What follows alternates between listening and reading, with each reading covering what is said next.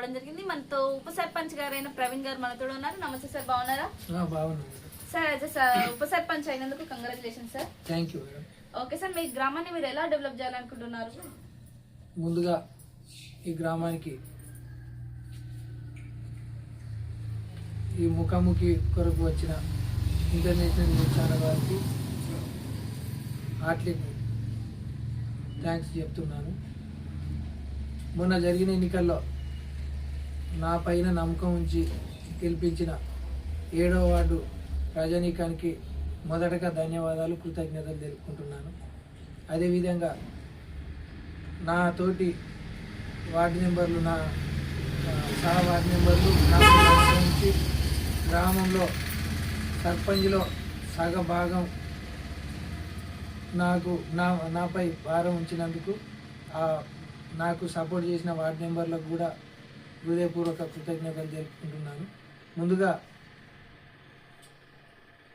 మా గ్రామాన్ని అభివృద్ధికి విషయానికి వస్తే మాకు గ్రామంలో గవర్నమెంట్ భూములు చాలా ఆక్రమణకు గురైనాయి. మొదటగా మేము ప్రజల్లోకి వెళ్ళి చెప్పిన విషయం ఏమిటంటే, ఈ యొక్క ప్రభుత్వ భూములను తిరిగి ప్రభుత్వపరం చేసి అక్కడ అక్రమ కట్టడాలను తొలగించి అక్కడ గ్రామానికి సరిపోయే అభివృద్ధి కార్యక్రమాలు ఎటువంటి అయితే ఉన్నాయో అవి చేపట్టేందుకు మేము ఫస్ట్ గ్రామ సభలో తీర్మానించదలుచుకున్నాము. అదేవిధంగా గ్రామంలో ఇంకా పూరి గుడిసెలు, పెంకుటిళ్ళు చాలా మిగిలిపోయి ఉన్నాయి. వాటి స్థానంలో నేను యాజ్ ఏ ఇందిరమ్మ కమిటీ మెంబర్గా కూడా ప్రజలకు హామీ ఇవ్వదలుచుకున్నాను. ఈ తిగరాజుపల్లి గ్రామంలో పూరి గుడిసెలు, పెంకుటిల్లు లేని గ్రామంగా అభివృద్ధి చేయడంలో మేము కానీ, మా సహ వార్డు మెంబర్లు కానీ, సర్పంచ్ గారు కానీ, గౌరవ మా పరకాల అభివృద్ధి ప్రదాత రేవూరి ప్రకాష్ రెడ్డి గారి ఇంటికి తీసుకువెళ్ళి వారి సహాయ సహకారాలు తీసుకుంటూ గ్రామాన్ని ఈ సంఘం మండలమే కాదు, టోటల్ తెలంగాణలోనే ఒక మంచి అభివృద్ధి చెందిన గ్రామంగా నిలిపేందుకు మాకు చేతనైనంత సహాయ సహకారాలు గ్రామానికి అందిస్తాము.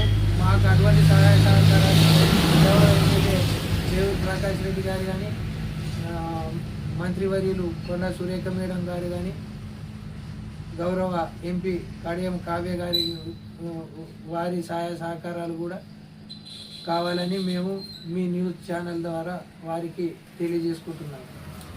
ఓకే సార్, మీకు ఓటు వేసి గెలిపించిన మీ గ్రామ ప్రజలకు మీరు ఏం చెప్పాలనుకుంటున్నారు? గ్రామంలో అదే నేను ఇంతకు ముందు చెప్పినట్టు గ్రామంలో పెంకుటిల్లు కానీ, పూరి గుడిసెలు కానీ లేని గ్రామంగా అభివృద్ధి చేస్తూ, అదేవిధంగా ఫస్ట్ ఆఫ్ ఆల్ వీటితో పాటు ప్రజారోగ్యంపై దృష్టి పెట్టదలుచుకున్నాము. గ్రామంలో పచ్చదనం, పరిశుభ్రతను పోయిన గవర్నమెంట్లో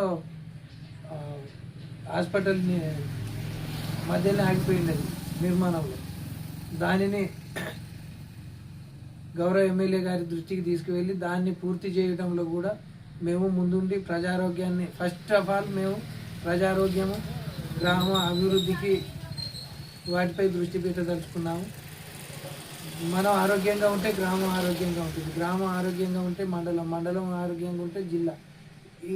ఆ విధంగా మేము స్టెప్ బై స్టెప్ నిర్ణయాలు తీసుకుంటామని హామీ ఇస్తూ ప్రజలకు మరొకసారి కృతజ్ఞతలు, ధన్యవాదాలు తెలుపుకుంటున్నాను.